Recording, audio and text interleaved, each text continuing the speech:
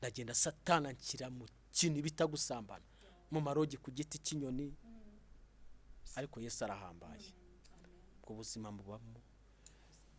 Ndagenda Umufana wa Rayon Sport, ndagenda mfana Rayon Sport, iragenda njyamo ndayikunda Rayon Sport ndayifana, nikorera kungoka k'umuriro, ngenda n'agacuma karimo inzoga zivanze, ngo musinzi ruharwa, nambara amasutiye, nambara amajipo, nambara masike, ndagenda ngo musinzi original. Babyitaga ngo gucaginga, twabyitaga gucaginga, tugashyira mu gacuma, ubundi nkuzuza, nimba nshyizemo akarusho, nshyizemo turbo, ibintu byose nkabivanga na za chief, nkabambuka. Icyo gihe nari umubambuke, nari narabambutse, nari narabambutse, urabona Yesu angiriye neza,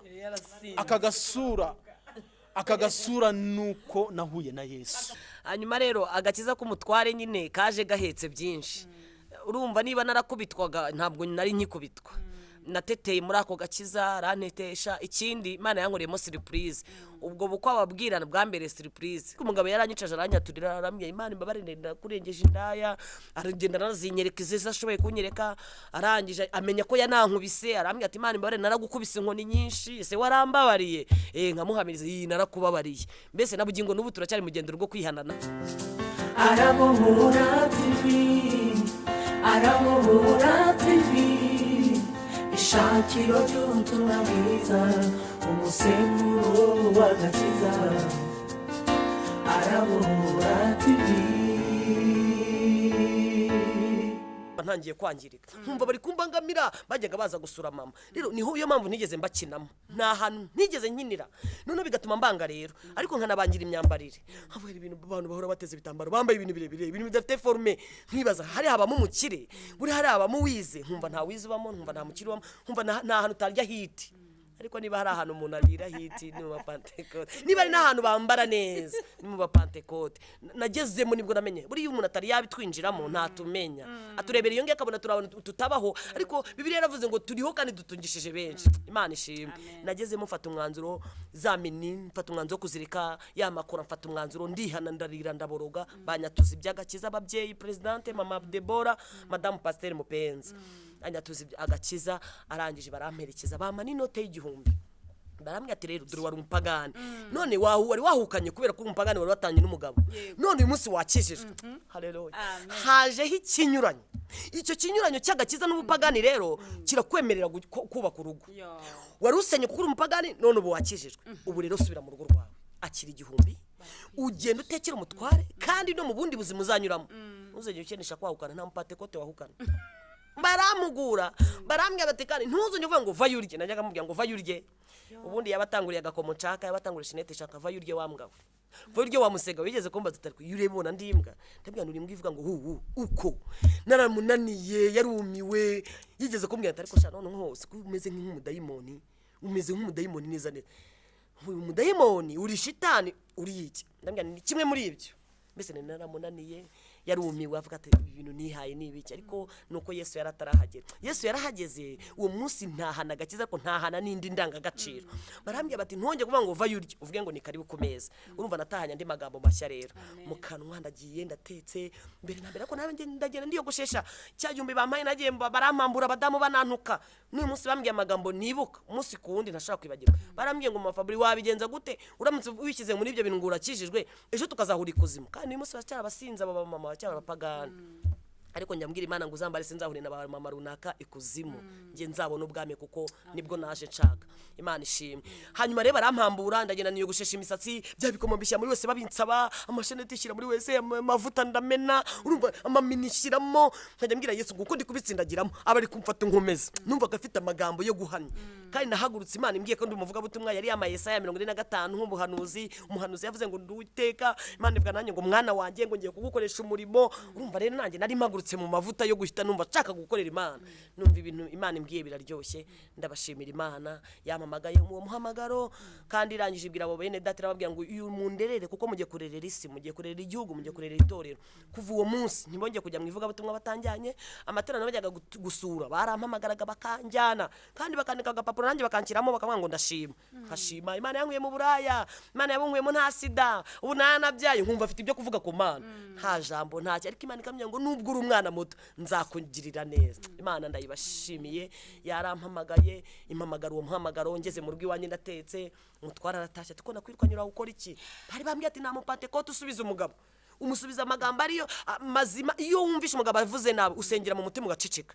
Araza avuga nabi, nakwirukanye none wagarutse mu rugo rwanjye urashaka ko bazakura intumbi, ibintu byinshi, ariko asanga ndacecetse. Kandi njyaga avuga ijambo rimwe nkavuga amagambo nk'ijana. Ndashima Imana ko sigaye mvuga amagambo menshi ndi mu kuvuga Imana. Imana ihabwa icyubahiro. Umugabo arumirwa ati uyu mugore najyaga mvuga ijambo rimwe akavuga amagambo nk'ijana, byagenze gute kacecetse? Ikindi asanga ibi makiyaje najugunye, bumini najugunye, amakora najugunye, arumirwa. Harambaza ati nakwirukanye none wasaze, ariko rero nagiye muri Kristo Yesu. Iyo umuntu ari muri Kristo Yesu abahindutse icyaremwe, ibya kera babishize. Biri kuvuga ngo agakiza kaba mu mutima, mureke ibiri mu mutima bisesekare n'inyuma abantu babibone, kuko ibyo mutima ntitubibona, twe tureba iby'inyuma niho tumenya ngo umuntu yego ubuhamya bw'inyuma. Amen. Yesu amfata gutyo, umugabo ndamuhamagara ngo karibu kumeza mutware. Arambaza tuvuze ngo iryo joro ryabaye ndamugani karibu kumeza mutware. Arambaza ngo uvuze ngo iki? Ndamani karibu kumeza mutware, ndeba mukire ko se ibyo bintu byaguteye isoni kubivuga. Byanteye isoni, narabivuze ndeba hejuru. Arambaza tuvuze ngo iki? Ndongera ndamureba, ndongera ndeba hejuru ndabivuga. Arambwira ati iryo jambo uvuze nubwo ushobora kuba urivuze utaritekerejeho, ariko njye ndihaye agaciro. Kubo bamenye ko ndi umutware w'urugo rwanjye, guma hangana. Icyambere guma, kandi icya kabiri nzaribyaza umusaruro. Ndamubashimiye yaribyaje umusaruro nk'umugabo, kuko muri iyo minsi Imana yahise ihindura akazi, muvana ku ikarito itimujyana muri Jaguar. Hanyuma rero ahita nawe ankorera umurimo mwiza cyane wo kunjyana iwacu. Aranjyana aransaba, mama wanjye nawe afata igiseke cy'ababyeyi nk'uko Imana yamusezeranyaga. Nanjye ndasabwa nk'umukobwa wo mu Kiderenga wari maraya, abantu barahura bati yana mu Kiderenga yasabwe, ati kandi yaranakijijwe. Mbese agakiza muri rimwe ngo imigisha yo mu gakiza ngo kubw'ubuntu narayihawe. Nayihawe igihe nihanaga ibyaha imbere y'umukiza. Nanjye nahise ngabana umugisha wo kujyanwa iwacu, ndasabwa ngabanira imbere y'Imana umugisha wo kujyanwa mu rukiko, njyana mu rukiko bandabatijwe nuzuye umwuka wera. Haleluya. Araba ngo kizwa, kuko gukizwa rwose biraryoshye, ariko maze kubatizwa no kuza umwuka wera, Imana irambwira ngo nzagukoresha umurimo ukomeye. Ntabwo rero wawukora utabanje kunyura mu ruganda. Ugiye kunyura mu ruganda utunganwe. Yego, ndabashimira. Urakoze cyane, n'urugendo rurerure cyane, ariko Imana niseriye kweri. Ubu se koko tuyihikiye Imana, tuyihicyubahiro yahaye agakiza mama Fabrice, iragikwiriye, yarakoze. Turi no gusaba Imana ngo n'abandi bari bameze gutyo n'abimana izabahagakiza, kandi Imana irabishoboye. Amen. Rero byandenze kuba indaye uri umwana w'imyaka 14 n'ibiri 9 nibwo natangiye kuba ikirara nanira mama. Biteye agahinda, biteye n'umubabaro kubona umwana w'iyo myaka aba mu buraya akeroma kumva zanabugumamo. Aha rero niho hagaragarira imbaraga z'Imana no gukora kw'Imana. Ariko nkibaza ubu nk'uyu mugabo wakujyanye ufite imyaka 14, afite umugore, uyu mugabo we koko ntakwiriye agakiza? Yaje gukizwa? Ntabwo arakizwa, yaje gufungwa. Musabiye agakiza mu izina rya Yesu. No kuri Imana ikamuhe no mu muryango we. Urumva ko yaciye mu nzira ndende no gufungwa n'ibindi nk'ibyo. Rero birandenze, n'ubwa mbere ibi bintu byumvise, ariko binkoze ku mutima. Yesu ni muzima, arahambaye, afite imbaraga, azakora n'ibirenze ibyo twumvise. Haleluya. Iyi famiye Imana yihumugisha. Sibyo bankurikiye mwe, Imana yihumugisha. Amen. Noneho rero tugiye kumva na Papa Fabrice. Papa Fabrice ni byinshi nkubaza kugira ngo koko wemere gushaka Jacqueline mama Fabrice ari indaye, yaranabikora gureba. Mu byukuri uwo mwuka cyangwa se mbivuge ngo iki, izo mbaraga wazikuye hehe? Ko tuzi ko abagabo akenshi bareba umuntu, bareba nyine witonze.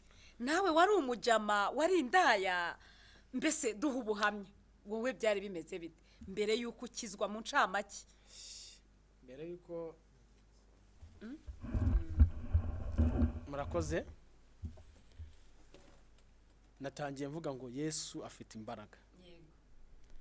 Ninjiye mu mujyi wa Kigali muri 1996 mvuye iwacu igitaramo.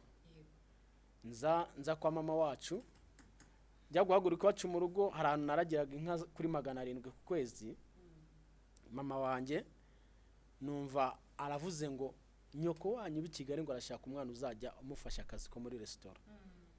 Mva handi nagiraga inka kuri 700 ku kwezi, mbanje Kigali. Nzana n'imodokari za kera zabagaho zari zifite karisori yari izanye ibijumba. Turaza, ariko hakari umudamu wari uzanye ibijumba i Kigali, baramumpa ngo azanyobora ngeze kuri mama wacu.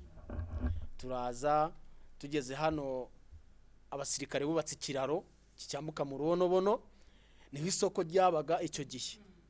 Ndaza imodokari iraparika, ariko ubwo urumva umuntu wari warabaye umushumba naye mfitemo ubusarigoma bwinshi. Imana ishimwe. Ndaza iyo modokari ndayururuka, abandi bavamo banyura ku bandi barishyura. Ngiye mu kuva mu modokari amafaranga ari bama yo kwishyura, nyura ku ruhande njya kwirira amandazi. Hari ibirindazi icyo gihe byabagaho babyitaga mu bimba, byabaga mu bitebo binini. Muri iki gihe babyita denjiga. Amafaranga nari kwishyura imodokari mbanyaririye amandazi, imodoka ibirahagurutse iragiye. Bantangiye umujyi. Uwo mudamu amfata akaboko anjyana kwa mama wacu.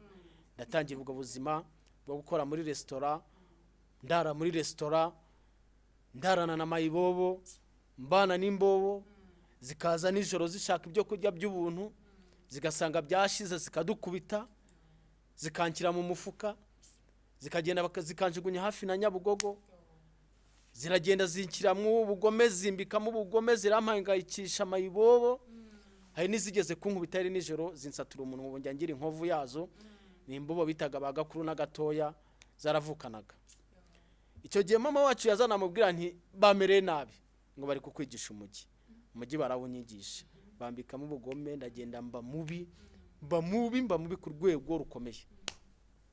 Ubwo buzima ndabumenyera bwo kurara mu isoko. Turi kura hano munsi ya gare, turijyana Sodeparari isoko, tuvuye Sodeparari turijyana Kiruhura. Sodeparari hano hubatse Inkunda Amahoro, twahitaga Sodeparari. Turi kura Sodeparari turigeza Kiruhura. Ngeze Kiruhura nabwo muri ubwo buzima bwo kurara mu isoko, na bwa bugome mayibo buzambitsemo, kuko zanyerekaga urwembe. Ubwo urumva nanjye iyo byabaga bigeze umugoroba isoko riremuye nafataga urwembe, uvuga ngo aho tuzahurira nazo zigashaka kunyeba nzazitanga. Twarabagome, ariko Yesu ajya agira neza.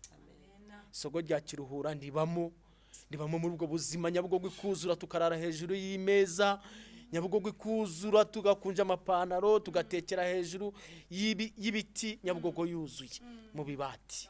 Ubwo buzima mbubamo, ariko igihe kigeze Yesu yarazi ko nanjye azangira umuntu ukomeye. Nza kuharwara indwara biti bihaha, njya kwivuza i Kabgayi, ndagenda mara y'amezi 7. Ntangira faze ya mbere, ibinini ndabinywa ndabimara by'ibihaha.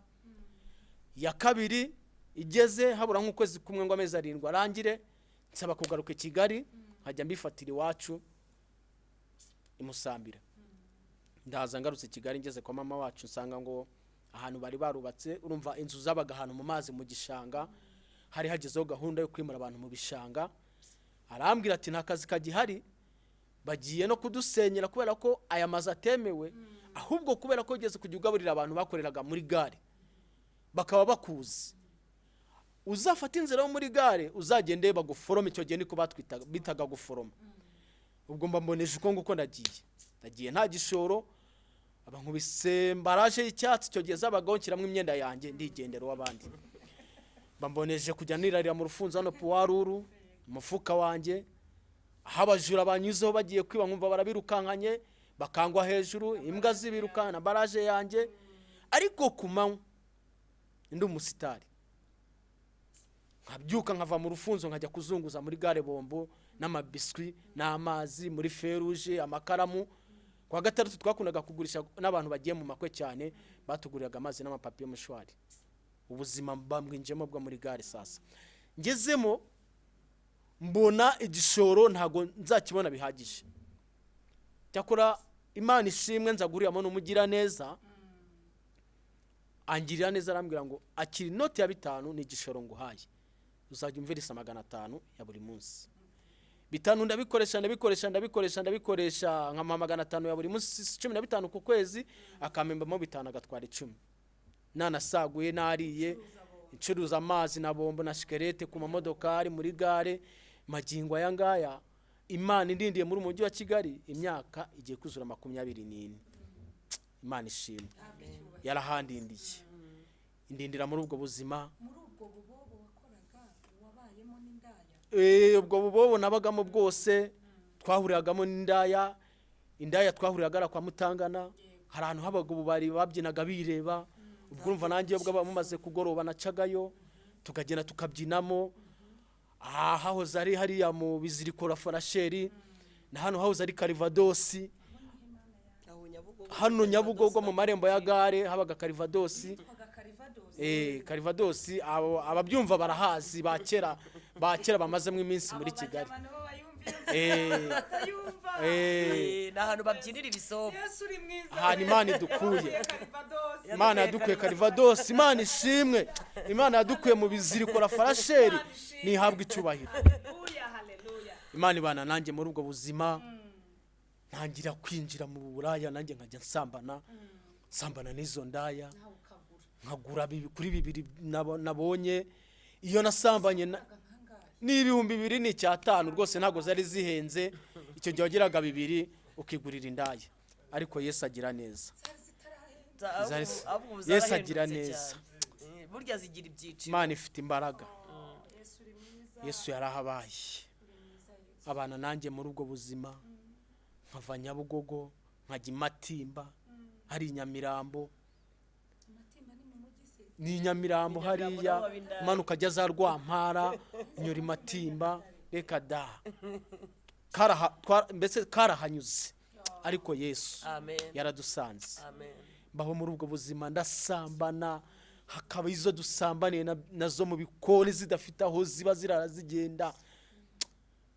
Ninjira mu groupe y'abarara b'abasambo, tubana nabo bacanga akazungu k'ibibiriti, abatubura agacanga akazungu k'ibibiriti. Umuntu w'umukobwa akaza agashyiraho, yaragiye guhaha nk'ibyo kurya, iwabo bayamuhaye akabashyizeho nka sheta. Ariko kubera ko nabaga nzi yuko ayo bari bujye bari bumpeho, kuko ari ngiye nakizemo igishoro, bo nta gishoro bagiraga, bari bazi kugacanga. Bari bazi gucanga akazungu k'ibibiriti. Ngewe nkaba umushoramari, nkashoramwe imari yanjye y'ibiceri byanjye. Nawe wari ugiye guhaha nkubwira ntishyiraho turarya ariya turayabarya, bakagacanga. Ubwo bwari ubujura nabwo, mu bundi bwari ububandi. Ugasanga acanza akabiriti, hari ukuntu imyambi bayishyiraga hano inyuma bakakwereka imbere, ukibwira yuko ariho imyambiri ugashyiraho. Ariko ngiye kubera ko ndi umukomisiyoneri ndaho mfite igishoro, nkubwa nti reka duteranye dushyireho 1,000, turabona nka 5. Ugashyiraho bakahita batwereka hamwe hatari imyambi, ukabura ariwe. Akubwira nuko nyine ukagenda wikoreye amaboko. Akubwira ni rero kugira ngo nyoko buja atakumerera nabi, aya mafaranga ndayagusubiza, ariko turakora bya bindi. Ubwo tukaba tugiye saa 6 z'amanywa, saa 7 tukagenda tugasambana mu bitoilette bituzuye. Ariko Imana ifite imbaraga indindira muri ubwo buzima. Ndagenda ndwara ibyuririzi, indwara bitaga imitezi. Icyo gihe ndagenda ndayirwara. Abarara twabanaga banyereka ukuntu ngo bagura ibinini. Ndagenda ndabigura birakira. Ubwa kabiri ndongera ndwara imitezi.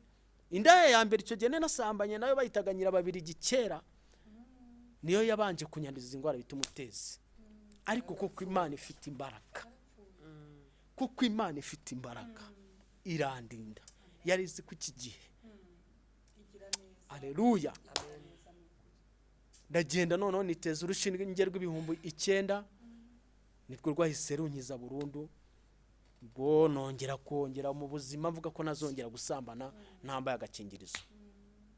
Ndagenda Satana nshyira mu kintu bita gusambana, mu marogi ku giti cy'inyoni. ariko Yesu arahambaye. Ubwo buzima mubamo ndagenda umufana wa Rayon Sport, ndagenda mfana Rayon Sport iragenda njyamo ndayikunda Rayon Sport ndayifana, nikorera kungoka k'umuriro ngena n'agacuma karimo inzoga zivanze, ngo musinzi ruharwa, nambara amasutiye, nambara amajipo, nambara masike, ndagenda ngo musinzi original. Zoga zo mu migina turazinywa, tubyinira Rayon Sport, ko iyo yatsindaga ntabwo twatahaga. Ibyo byari ibyishimo byacu, niwe wari umunezero wacu, niwe wari umunezero wanjye. Nkavayo saa 7 z'ijoro, nkanyura hariya kwa Mirimo, tukabanza tukabyinamo, habaga ibyo bitaga ibisopu, tukabanza tukabyitaga kwinyongamo, bukaba burakeye. Mbese twabyitaga kwinyongamo, ubwo urumva Rayon Sport yabaga yatsinze. Bugacya nkasimbukira mu rugo, ngakuramo ya myenda y'ikipe, nkakubita mwindi nkaza gushakisha muri gare. Nkirirwa nsinzira muri gare mu matagisi, akazi singakore, naraye za nzoga zindimo, naraye mfanye nananiwe. Ko keshi na keshi mu mifanire yanjye Rayon Sport kuko yambagamo, ni ikipe yambagamo, n'umupira sinawurebaga, ibitego nabazaga wabitsinze bukeye. Aho narafanaga, buriya hari abantu bajya bavuga ngo umuntu w'umurokore ngo ntago yafana umupira. Buriya mu mifanire harimo ibyiciro bibiri, hari umufana n'umukunzi. Hari umufana n'umukunzi. Umukunzi ni babandi twitaga abamambure, twasangaga y'abasirimu badashoboye gukora nk'ibyo twakoraga. Uwo nguwo mu mambure yarazi kuba yakwicarana n'abakinnyi na komite ishinzwe ikipe, bagatanga amafaranga yo kugura umukinnyi. Akaba ari bo baduhaga ikintu cyo kubanza kugura kanyanga, ngo babyitaga ngo gucaginga. Twabyitaga gucaginga, tugashyira mu gacuma, ubundi nkuzuza, nimba nshyizemo akarusho, nshyizemo turbo, ibintu byose nkabivanga na za chifu, nkabambuka. Icyo gihe nari umubambuke, nari narabambutse, nari narabambutse. Urabona Yesu angiriye neza, akagasura nuko nahuye na Yesu. Akagasura nisiga amavuta akamfata nuko nahuye na Yesu. Yesu yagiye kunsanga nta menyo ngira y'imbere, nari mapengu. Kuko icyo gihe amazina banyitaga yaramberaga kubera igihe nari ndimo. Nimba nari umusinzi bakanyita umusinzi, naragemeraga. Nkanywa inzoga bitaga kambuca, icyo gihe zaduka narazinywaga, nanywaga 6 ku munsi. Banyitirira ayo mazina, banyitira amazina, ndagenda ndayemera kuko cyari igihe cyanjye. Nari umusinzi, narasindaga Nyabugogo, nkikoreraho ibitabaho. Ariko Yesu aransanga, andindira muri ubwo busambanyi, andindira muri yayo magurupe y'abajura n'amabandi. Nta sida nkuyemo. Mu nda ya 213 nasambanye nazo 213. Uwiteka arahandindira, abana nanjye, arangije araza mpagakiza. Imana ishimwe kuko ifite imbaraga, urahambaye. Yesu uri muzima, Imana ishimwe. Yesu abana nanjye, Yesu abana nanjye muri ubwo buzima. Ariko isaha igeze, mu nkoni nyinshi Yesu turabana. Rayon Sport yatsinzwe, Yesu turabana. Imana yakoze imirimo n'ibitangaza. Ba muri ubwo buzima nza kubuvamo. Madama aba mu rugo, abana n'abana biwe, natwise ntabimenye. yarazi yuko rwose nta gahunda, nanamuhe gahunda ko ninapfa bazankingura mu idarapo rya Rayon Sport. Gupfa kwanjye we ntabwo byamurebaga, nari gushyingurwa n'abahuriga. Nari nariyeguriye Rayon Sport, yari ubuzima bwe. ubwo bwari ubuzima bwanjye.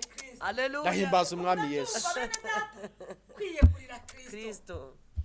Nari naramubwiye ko abahuriga aribo bazankingura.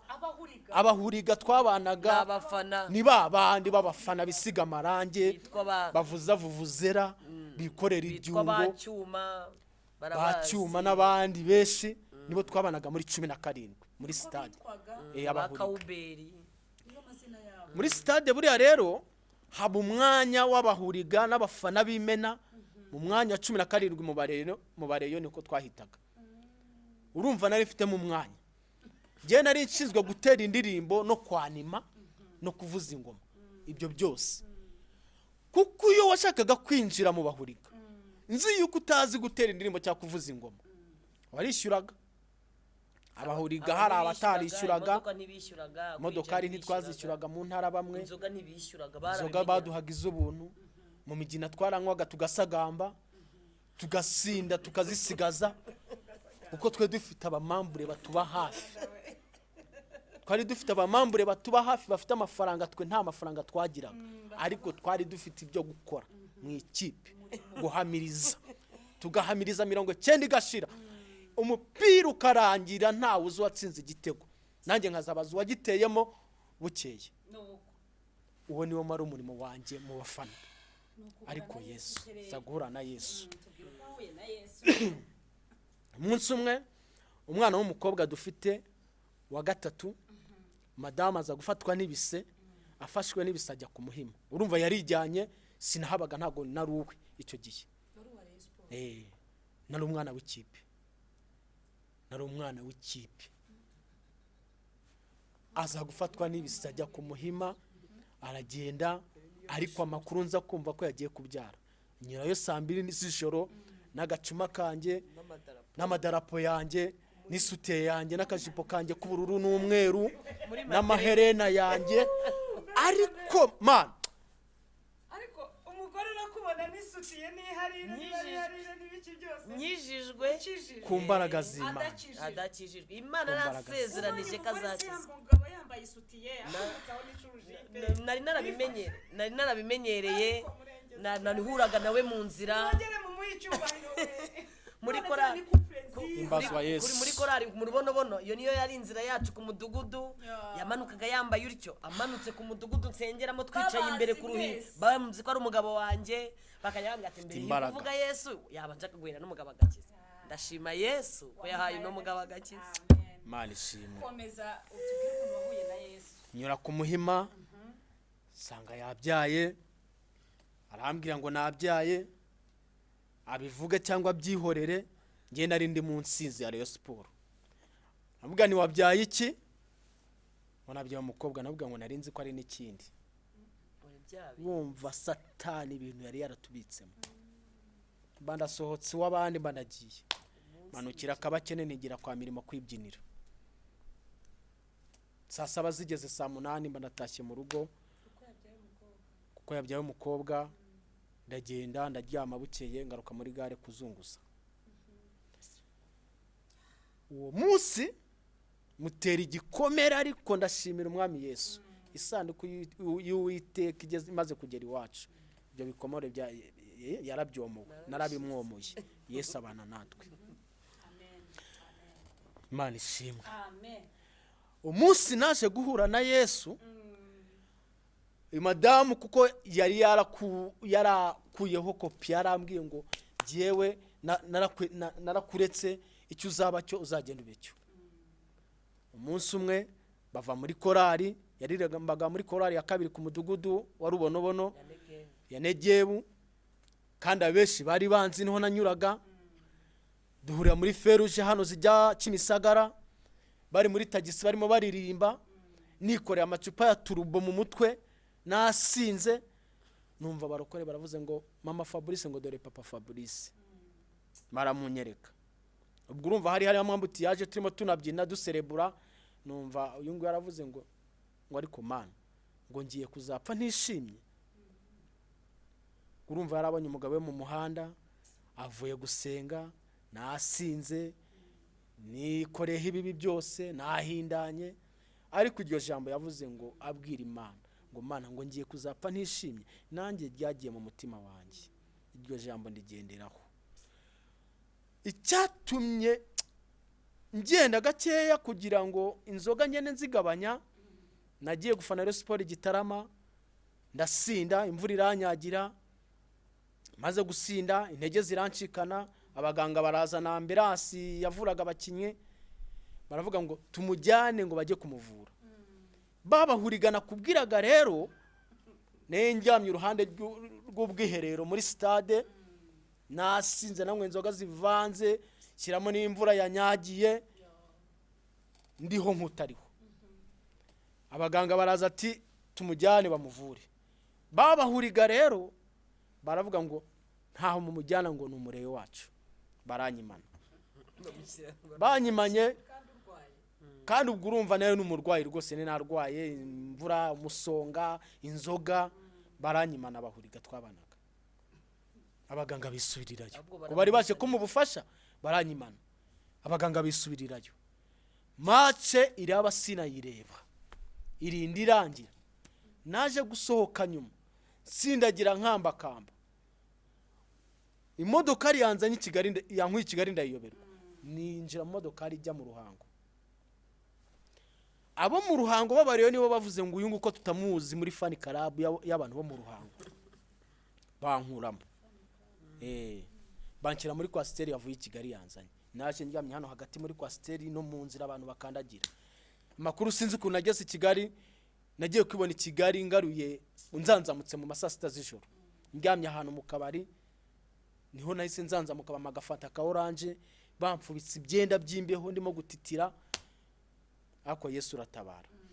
Sinzi ukuntu naje kugarura kenge nibuka ko mu isogisa rimwe 2,000 bafasha akamoto ndataha nabikaga mu isogisi no munsi yibuye. Nageraga mu rugo ayo ntahanye nkabika munsi yibuye kugira ngo uyu nguyu atazansaka akayajyana. Urumva umuntu wari warashonje umugabo atamuhahira kandi amafaranga nyabona ntabwo yari kubura kujya nsaka oyirwaneho. Ubwo ngubwo bukeye ngarutse Nyabugogo subira mu kabari mu inzoga bitaga Sikoro. Mu gihe ndi kwa kiyo Sikoro telefone nyishyize ku meza baba barayijyanye. Bayijyanye icyo gihe nibwo nahisenze bukira mvuga ngo sinzongera kunywa inzoga. Inzoga nzisezeraho. Sigara kuri kambuca. Sigara kuri kambuca nazo banyitiraga amazina nizo bitaga garigazoke. Icyo gihe zari original. Zisigaraho madamu yarafite abanyamasengesho babana nawe abasaba kuzamusura aho twabaga mu rugo. Ndabasabira umugisha ku Mana n'ubu ngubu aho bari bakoze umurimo. Arararika arambwira ati mutware wanjye ndabizi neza ko ufite ibitotsi by'imyaka na mirere. Icyo gihe nta mwanya wo kuryama nagendaga nsa n'usinzira aho nicaraga narasinziraga. Nagera muri gare nkaba ngiye muri tagisi nkajyama mu ntebe z'inyuma nkasinzira akazi karananiye. Arararika azi kurarika Imana igumugisha. Ararika abanyamasengesho babanye n'Imana batindanye nayo. Iryo joro baraza arambwira tuduhe iminota byibura 30 tuze kubana nawe abakozi b'Imana bahagusanga. Cyakora Imana yangiriye neza uwo munsi bana nanjye nza gutaha kare. Ndagenda mbanza kunywa izo garigazokenye kuko icyo gihe zari zikiri nshyashya zikiza zatumaga umuntu adasinzira. Umuntu yararaga areba bugacya kuko wazengaga yatubwiraga uburyo bashyira mu ikahwa akatubwira uburyo bashyiramo n'ibindi kuko icyo gihe ntabwo nasinziraga. Ni inzoga kuko naho nagitahanaga mu rugo nkakimena hasi wabonaga ko ari nk'inzoga z'urwagwa zakera mu cyaro nkibayo yabaga yamenetse aho bifite impumuro yayo. Uyu nguyu ntabwo yakoranaga nabyo akambwira ati izi nzoga uba wazanye yari umurokore. Ndamubashimiye. Iryo joro ndazinywa abakozi b'Imana baraza abadamu batwite bari hafi kubyara abagabo bashima Imana. Imana yagiriye neza baraza no mu rugo wanjye ndireba bavuga n'abantu ko mbona nta mureye urimo nkabona nta muntu tubana mu bahuriga urimo. Aba bantu ni iki mbarusha gitumye baza hano. Ndabyuka Imana igumugisha ko wabakiriye arabakira bagera ku meza. Banze kugera ku meza bazamura isengesho barasenga nanjye nicaye inyuma yabo barasenga bashyiraho igihimbano cy'umwuka. Numva igihimbano cy'umwuka bashyizeho n'izindi ndirimbo twaririmbaga z'abarokore twajyanaga kuri stade. Barasenga numva ibibavamo biranzamo kumva biranzamo uko basenga nice nyuma yabo nza kumva ijwi rimbwiye ngo ntago Imana ishobora kubona ko ushobora kuri kubeshya abantu barokore, kuko ntago byari ibyanjye, ntago byari ibyanjye. barasenga tugera saa 7 z'ijoro, marayika w'Imana aransanga muri iryo joro, aho nari nicaye inyuma yabo, ntangira kugenda njyamo hagati yabo. Ariko Yesu agira neza, numva inyuma yanjye hari umuntu umeze nk'umugabo upima ibiro nka 400. Uko basenga nkumva aransunikiramo hagati, uko basenga nkumva aransunikiramo hagati. Ndavuga nti uyu ni Yesu wamanutse arimo arareba ko ndi kubeshya abantu barokore. Ndavuga nta hantu ndahagwa. Isaha yageze y'Imana ku bugingo bwawe, nta hantu wayicikira. Dukwakoze ibyaha, ariko isaha ibimwe iryo joro Yesu aransanga. Barasenga ngera hagati turaririmba, numva ndabohotse, ndavuga mbaye wanyu. Numva Yesu agiye muri ngewe, numva utuntu turamfashe turi kunga umubiri wose, numva nishimagura. Ndavuga nti Yesu urakoze. Ndavuga ngo Yesu, kuko ntari nzi kumuvuga, nari nzi ibyo mu ikipe yanjye nakundaga. Iryo joro mvuga Yesu, numva ndabohotse, numva mbaye mushya, utuntu turafata. Ndavuga nti Imana ishimwe. Yesu arabohora. Haleluya. Turasenga tugeza mu rukerera saa 9, kuko nta kintu nari kubahemba. Niravuze ngo Imana ibaho umugisha, bakozi b'Imana babanye natwe. Icyo gihe nta myenda nagiraga mu rugo, nagiraga utuntu tw'ubururu n'umweru, dusutiye n'utujipo n'udupira duciye amaboko n'ibyungo n'ibicuma. Nibyo nagiraga mu rugo iwanjye, nta kindi kintu nagiraga cyo kwambara. Niwo mutungo nari mfite, n'amadarapo ari ku bibambasi by'inzu n'amakarindari y'abakinyi aya Chelsea, nibyo byabaga mu nzu. Nta kintu nagiraga cyo kwambara, ariko akaba ari agapantaro k'ikoboyi twiseguraga ku musego w'akamatora, niko wambaye, kacitse mu mavi. Saba madamu, abakozi b'Imana baze gutaha, nababwira nti nanjye nzababera umushyitsi. Ubwo twabanye ari kwa 5, bucyari kwa 6 bajya mu kazi, nitegura ku cyumweru kuzababera umushyitsi. Babasuye kwa 5 nijoro, cyumweru bubaye umushyitsi wabo, wakiriye Yesu. Mo gatoya ko nta myenda nagiraga, madamu nabwana ko gapantaro uzi kugahanagura n'icyangwe n'isabune ukanike, hari n'agashati k'umukara kabaga ahantu ntajyaga nambara, ugatunganye nako n'udusandari nari mfite wafungaga tukavuga. Arabitunganya, arazinduka ariko cyumweru we abinkirira aho ngaho, ajya muri korali, aragenda. Agezeyo akebutse inyuma asanga nanjye nahageze.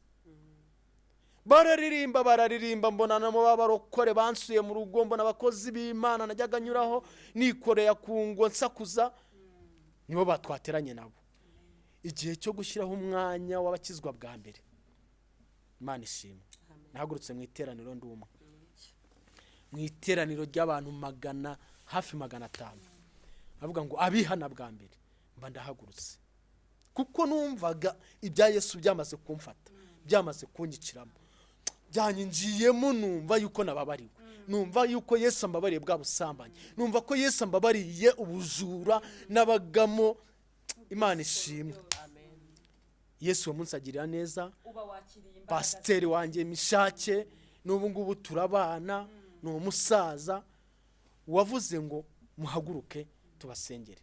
Bandapfukamye, avuga ijambo ntazibagirwa ngo Imana ikubabarire, Imana ikwandikure mu gitabo cy'urupfu, ikwandike mu gitabo cy'ubugingo.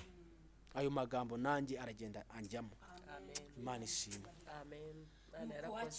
Nuko nakiriye Yesu, bandahindutse, urugo ruhinduka rushya, ubwanwa nagendanaga n'agasokozo mbishyize hasi, amaherena nambaraga ibyo byose mba ndabitaye, ntibikiri ibyanjye. Madamu icyo gihe namubwira nti rero tugiye gutangira kwigira umubatizo. Urumva twe tutari twasezerana, ariko twe twarasezeranye mu murenge, tutarajya imbere y'Imana. mwari mwaraba n'ubundi nawe yaratarabatizwa yari yarabatijwe ari umuvugabutumwa. nari namaze n'imyaka 10 ahubwo. Bavuga ngo abatangira kwigira umubatizo nanjye mba ndiyandikishije tukajya kwiga igice, ariko igihe cyo kwerekana bazabatizwa umunsi wa nyuma baravuga ngo dufitemo n'umusore uzakora ubukwe. Bavuga ngewe, barambwira ngo nimpaguruke njye gufata umukobwa wanjye. Umukobwa wanjye niko nagiye mu iteraniro, madamu ko yaga muri korari, bona korari irahimbaje, korari bakomya amashyi, baracuranza ibyuma, nazenguruka ndagenda nsanga madamu wanjye muri korari, mufata akaboko baratwerekana ko tugiye gukora ubukwe kandi nzanabatizwa uwo munsi. Uwo munsi w'umubatizo nibwo nasezeranye n'umudamu wanjye tubana Mukankuranga Jacqueline. Muri Yorodani ninjye wabanjemo, ngezemo numva ibintu byose mbisizemo muri y'amazi, numva ibintu bimeze nk'injereri bimvuye mu matwi, numva ndaruhutse, numva mbaye mushya. Imana ishimwe. Navuye muri Yorodani njya gufata umugeni wanjye, nezezwa n'Imana yuko abana banjye nari narataye narabicishije inzara aribo bamperekeje njya gufata umugeni wanjye. Icyo gihe nawe yari yasize arukinze, yabaye umukobwa, yagiye iwabo. yagiye gusabwa Yagiye nijoro ye naraye no muri saba. batizwa warayikoze ubukwe Uwo munsi w'umubatizo nibwo nahise nsezerana n'umugore wanjye. warabatijwe Ndanasezerana. uhita usezerana Eh. mbese uwo mwanya wakira umugeni Yesu abigenza neza. Hallelujah. Imana ishimwe. dukomereye z'abana Amen. bene da ujye mureka twifashirizwe n'ubundi mwishimye. Yesu arahambaye. Imana ishimwe yagukoreye ibintu bikomeye, Yakoze Papa imirimo. Fabrice. Kuguha agakiza ugahita unasezerana, Nanasezerana. mbese uhita wemerwa mu byiciro byombi. Imana ibihinduye amateka. Agira neza. Dushimire Imana yahinduye amateka Amen. ya bene data. Nukuri. Imana ibaha umugisha. Amen. Ubwo mukimara kubana Mama Fabrice, cyane ko wari muri bwa buzima bw'ubujyama nyine, utubaha umugabo utazi ko ari umutware, nawe atubaha umufasha azi ko ari mu kabari, atazi ko ari mu kabari n'ahandi. Uwo munsi rero bitangira guhinduka, utangira kuvuga ngo karibu umutware, utangira kumwubaha neza, nawe aragukunda. None se turegereza umusozo, ubuhamya bwanyu buranejeje. Yesu yakoze imirimo. Abadukurikiye murabona ko yari couple nziza, yuzuye ubumana, yuzuye ubuntu bw'Imana, n'abakozi b'Imana. Kandi unabarebeye inyuma ubona ko ibyo bavuga biri no muri bo, kandi n'ubuhamya bwabo rwose turabuzi ni bwiza, baragerageza. Imana ibaha umugisha. Ni ukuri mwarakoze gufata icyemezo cyiza cyo gukurikira Yesu, kuva mu businzi, kuva mu buraya, kuva muri bya bindi byose by'ububandi n'ubujura, n'imbaraga z'Imana. Niyo mpamvu by'umwihariko nshaka ko uyu mwami tumuramburiye amaboko, n'abatwumva mudufashe mwami Yesu, dukuramburiye amaboko kubw'ibintu wakoreye Mama Fabrice na Papa Fabrice, ukabarinda kurwara izo ndwara za sida n'ibindi. Mana warakoze. Hari abandi batabyaye kubera izo ngeso mbi, batashoboye kurera. Imana ishimwe. Ni ukuri twavuga byinshi. Bene data, iyi ni Arabohora TV. Murumva ko Yesu abohora. Ibi tuba tubikeneye ngo abantu babohoke. Kandi Imana iracyabohora. Twegereza umusozo, reka Mama Fabrice, umugabo akimara kwakira Yesu, za nkoni zitakiriho, mutakirwana, nawe warakijijwe. Gira ikintu ubwira abantu tugana ku musozo. Ni iki wumva wababwira ku mihindukire mishya mu magambo make? Yego. Byari biri mu masezerano yari amaze imyaka 10. Mutware yakijijwe nge maze 10 nkijijwe, kandi rivuga butumwa ndikora mvuga Imana, nkorera Imana mu buryo bwose.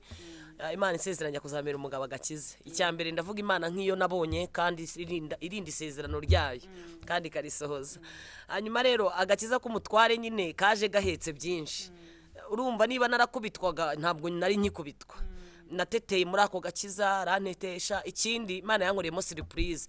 ubwo bukwa babwirana bwa mbere surprise kuko yabumbwiye ku cyumweru dufite ubwo ku gatandatu barabubitse ikidiyakoni kirabubika itorero rirabubika baricecekera nkuko yabibasabye ngashaka kubukora muri surprise mu by'ukuri ngo yabikoze nk'ikintu cyo gushaka kunyomora igikomere ndashima Imana ikomeretsa kandi kanomora muri izo nkoni narakomeretse muri uko gutabwa yantaye imyaka 8 ndakomereka bansora mu nzu mu muganda rusange sonzana n'abana duhura n'ibintu bikomeye mu myaka 10 twabayeho tutari kumwe nawe n'abana banjye batatu byari bihe bibi by'imibabaro munini ariko ndashima Imana ko muri uwo mubabaro Imana yarawunyomoye kandi ndingingira n'undi wese ubona hari ibintu arimo akabona ntibishoboka akabona byararangiye hoya ntago birarangira ukiriho Imana nayo iriho kandi bashaka kuguhindura ubwo buzima nayo mateka Imana duhindura amateka umutware wanjye turi kumwe abana bacu turi kumwe nabo turabareze kandi na nyuma y'ubwo buzima bw'agakiza k'umugabo haje umugisha Imana yarasezeranyije namye ngo hari n'umugisha nzanaguha nyuma yo kuguhera umugabo agakiza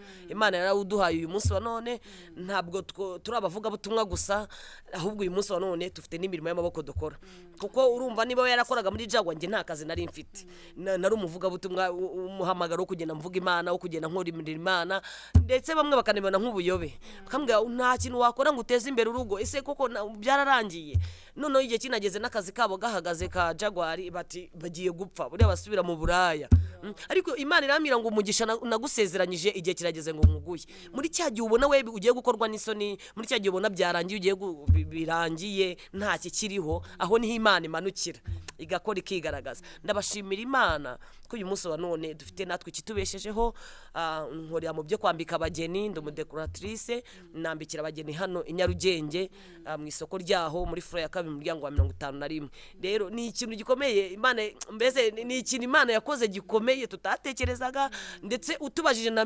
n'Imana imbwira ngo inyarugenge mafite iseta ngo mafite ngo ahantu nzakorera yabimbwiye mu gihe cy'inzara bansohora mu nzu mu muganda rusange ariko numvaga ari nka siyasa z'umuhanuzi ariko Imana ntitera siyasa ibyo yavuganye nayo no kubikora izabikora rero ni byinshi navuga mu nyuma y'agakiza k'umugabo ariko nyuma y'agakiza ke Imana ije kandi ikora ibyiza uyu munsi turi amahoro mu myaka maze akishijwe ntacyo nshinze Imana kandi yamere mugabo agakiza kavuye ku musaraba si uko wenda n'akabandi katava ku musaraba ariko yamuhaye agakiza kavuye ku musaraba kuko yaranyaturiye amara ibikomere buriya ukuntu abantu umuntu agukubita yamara kugukubita akakugurira superi no ntana kugata imbabarira nyine akabirangiriza muri super cyaka kugujyana nkana akakwicaza akakugura inkoko ariko umugabo yaranyicaje aranyaturira arambye Imana imbabarire ndakurengeje indaya aragenda nazinyereka iziza ashoboye kunyereka arangije amenya ko yanankubise arambye ati Imana imbabarire naragukubise inkoni nyinshi ese warambabariye nkamuhamiriza narakubabariye mbese nabugingo n'ubu turacyari mugendo rwo kwihananaho kuko uyu munsi none abantu bibaza ubuhamya batanga ese ubwo umugabo wabwumva ate ese umugore wabwumva ate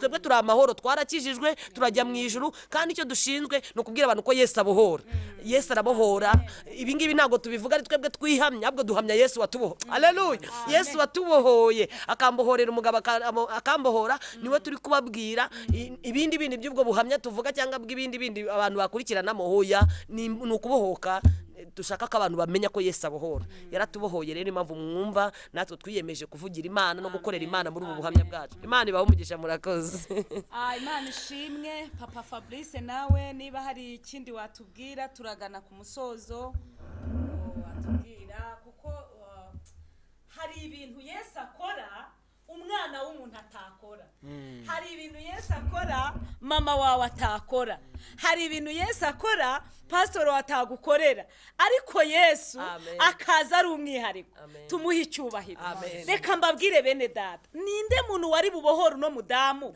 kuva mu buraya bw'imyaka 12 ninde mama we yari yarumiwe papa we yarumiwe abaturanyi barumiwe uzi kubyara natwe rege iyo tureba nari hanze ukabona abantu biyeguriye uburaya ubona bibabaje ariko iyo Yesu akoze imirimo ninde utabishimaze ndagira ngo nukuri Imana ishimwe ku bw'aba babyeyi kubw'uyu mupapa n'uyu mumama Imana yagiriye neza jewe nafashijwe muranyihanganira iyo fashijwe ndabivuga iyi ni couple nziza ihamya Yesu nkuko bivuze arashaka kuvuga ati ariko buriya ntibazabusubiramo reka da Yesu iyo yakubohoye abakubohoye kandi nabo bafashe icyemezo kandi ntago bashobora gusubira inyuma kuko Bibiliya inyuma nta kiza kiri.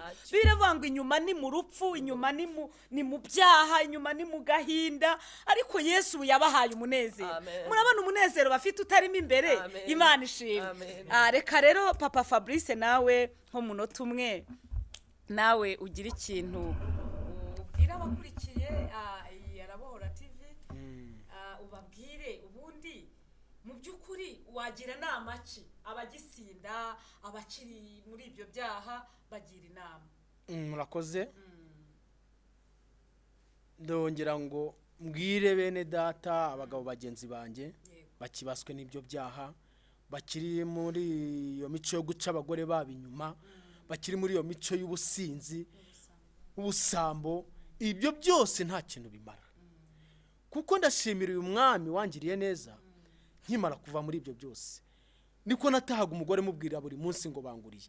Ntago mugabo uba muri izo nzo gutaha wasinze wajya ugenda umugore wawe buri munsi umubwira ngo bakuguriye, ntago bibaho. Icyo gihe rero aho haba harimo ikintu cy'ikimungu kimungwa n'ubukungu mu rugo rwanyu. Kuko madamu icyo gihe akimara kwakira agakiza yagiye anyerera imbuto, nkagera mu rugo nkasanga yankiriye amazi muri dushe, yashyizemo indabyo ku gitanda, ku kamatura twari dufite nkasanga yashyizeho ururabo. Ibyo nanjye mbona yuko yakijijwe. Ndavuga ni nanjye ngomba kumukurikira, tugakurikira uyu mwami twese mu rugo iwacu. Abagabo bagenzi banjye rero bakiri muri ibyo ngibyo byose, inama nabagira bagane Yesu. Yesu arakiza, Yesu arabohora, Yesu agira neza, arakwambika akagukarabya akagusiga. Ubwo urumva yuko nagiye kwakira agakiza nta menyo ngira ndi mapengo kubera amazina banyitaga, ariko muri Yesu Kristo biremera. Agira nuko abigenza.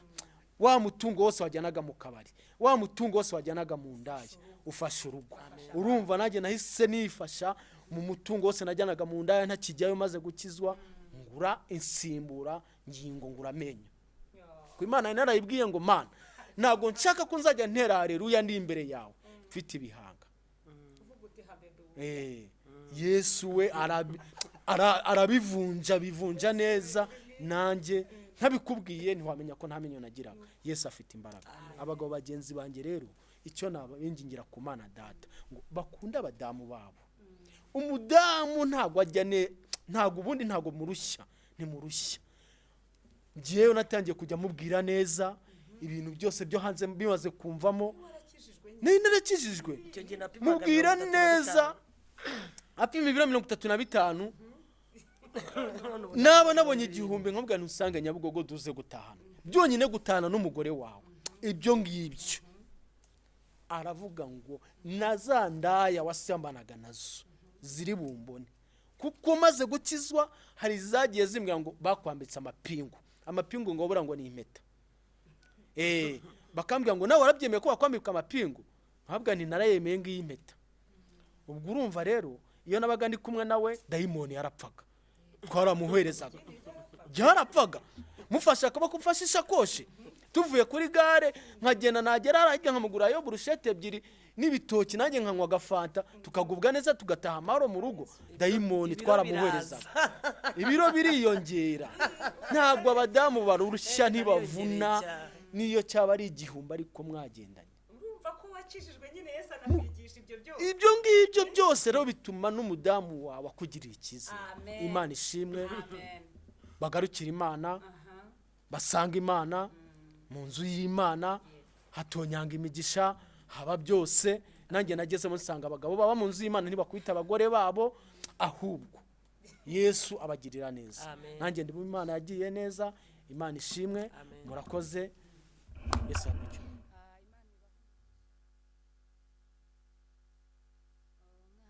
Imana ikoze imirimo ikomeye kuko kongera kubona bene data biranejeje kubabona muri bashya mukundanye.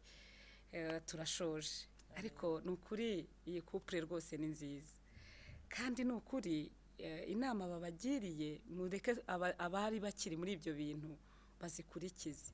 Ikindi nababwira nuko Imana yakuye mama Fabrice mu buraya na papa Fabrice ikabubakira urugo, n'izo nda namwe yabubakira urugo. Umuntu Imana igihindura amateka, hari abakiri muri ibyo byaha, hari abakiri muri izo ngeso, hari abazigiyemo avuga ati nta kundi nabaho, ni ubuzima. Akenshi hari igihe abantu babijyamo bavuga ati ni ugushaka ubuzima, bikarangira barundutse. Ariko ikintu nababwira nuko Yesu ahari ku bwanyu kugira ngo ababohore. Muzigane no famiye muyikunde, kandi namwe Imana izabaha umugisha. Reka rero mbwire n'abandi bakiri mu bumayibobo Yesu ajya bukuramo. Usibye n'ibyo hari yavuze ati nabarokore ntibakubita abagore.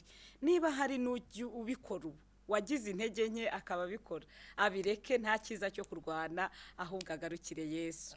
Imana ibaho umugisha. Turabashimiye mwese, dushimiye uri ku butekinisiye, kameramani, Imana imuha umugisha, n'umunyamwuka. Kandi dushimiye cyane iyi famiye yadusuye, tuyisabiye umugisha. Kandi mu mugisha tubasabiye mugumye mukundane, mugumye mwaguke, iyo mirimo mukora Imana yiha umugisha. Kandi abantu bazajye banaza babateza imbere, kuko gukorera Imana nta gihombo kirimo. Reka rero dusoze dusenga. Waba ushaka kwakira agakiza, waba ushaka kwakira agakiza, waba se ukeneye ubundi bujyanama, twabafasha. Wasanga kuri Adeper Remera, niho nkorera umurimo w'Imana. Ndi mwarimu waho hariya mu Kinyarwanda no muri international. Naribaza igende ku Muhima, ubu ngubu ndi Remera.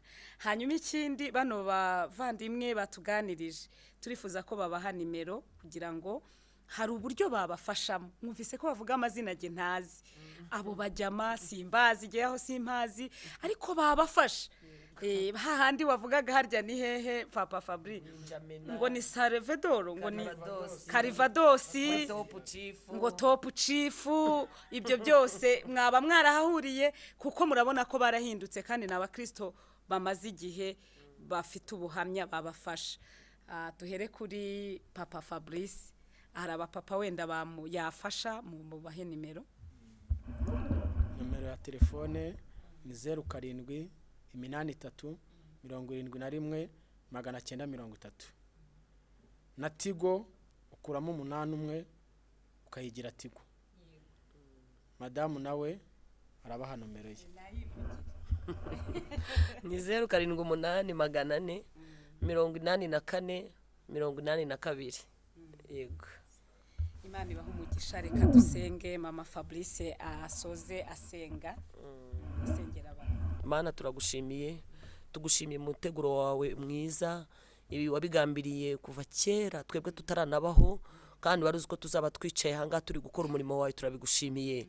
Muhamagaro waduhamagara uratunezeza, kandi turawishimiye, twishimiye kugukorera kuko biraryoshye kandi bifite inyungu ya none n'igihe kizaza. Tugushimiye bene data, tugushimiye mwarimu wacu, umuyobozi wacu wagize uruhare rwo kugira ngo dukurikiranwe n'abantu batari bakeya, muduhera umugisha ndetse n'urugo rwe. Tugushimiye byose byakorekeye aha hantu kugira ngo bigire aho hantu bivana abantu, bigire naho bibashyitsa. Turakwinginze kugira ngo bigire umumaro mu mitima ya benshi, mu ngingo zabo, mu misokoro yabo, kandi umwuka wera bishoreza imbaraga mu izina rya Yesu, abikoresha Imana yagambiriye ko bikora mu mitima ya benshi. Urakoze kubishyigikiye, kandi ukabana natwe muri byose. Mu izina rya Yesu tubishimye, murakoze. Amen. Amen. Hanyuma abatarakora subscribe mwayikora. Subscribe, share, like ndetse na comment. Ni byiza, biradufasha, kandi icyo bidufasha cyane nuko ubutumwa bubageraho byoroshye.